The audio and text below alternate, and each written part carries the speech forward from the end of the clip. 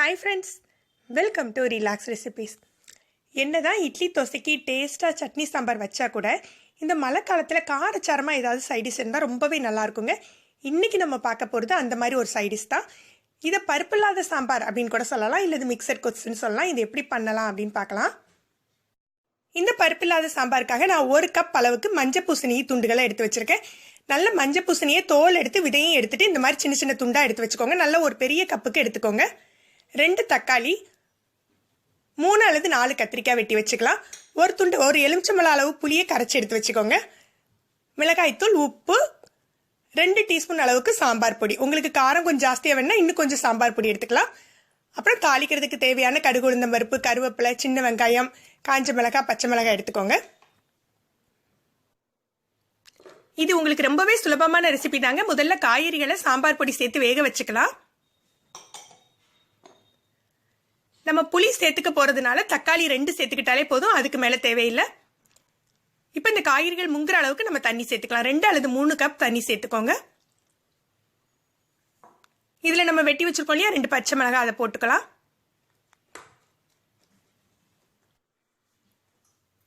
இதோட நம்ம 2 டீஸ்பூன் சாம்பார் பொடி சேர்த்துக்கலாம்.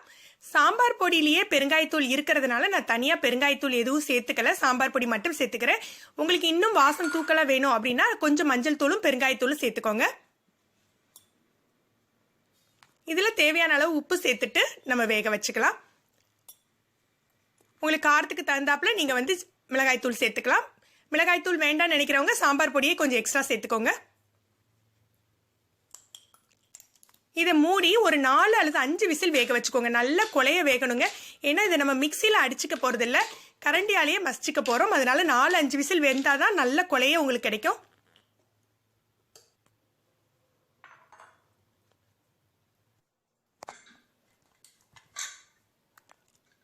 இதை நான் 5 விசில் வேக வச்சிருக்கேன்.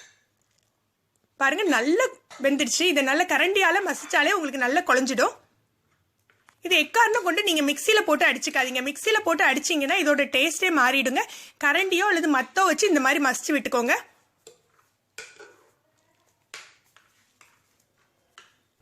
நல்ல மசிச்ச பிறகு நம்ம உப்பு காரம் செக் பண்ணிக்கலாம். உங்களுக்கு உப்பு காரம் தேவைப்பட்டதுன்னா நீங்க சேர்த்துக்கோங்க. இதோட புளி கரைச்சி வச்சிருக்கோம் இல்லையா, அதை சேர்த்துக்கலாம்.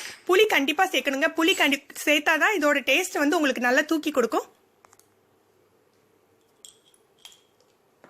இப்போ இதை எடுத்து வச்சுட்டு நம்ம தாளிச்சு கொட்டின பிறகு நம்ம ஒரு கொதிக்க வச்சிடலாம். வழக்கமாக நம்ம மற்ற சாம்பாரெல்லாம் தாளிச்சு கொட்டின பிறகு கொதிக்க விடுறதில்ல. இதில் தாளிச்சு கொட்டின பிறகு ஒரு கொதிக்க வைக்கணும்.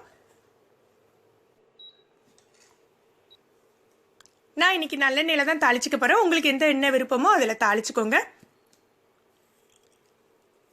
கடுகு, உளுந்தம் பருப்பு, கருவேப்பிலை, காஞ்ச மிளகாய் போட்டுக்கலாம். விருப்பப்பட்டா பெருங்காயத்தூள் சேர்த்துக்கோங்க.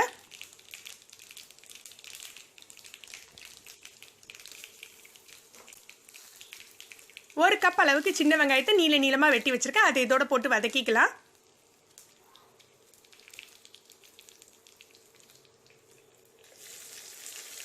சின்ன வெங்காயம் ரொம்ப பொன்முறுவலாலாம் வதங்க வேண்டியது இல்லைங்க. ஓரளவு வதங்கினாலே போதும், நம்ம தாளிச்சு கொட்டிடலாம்.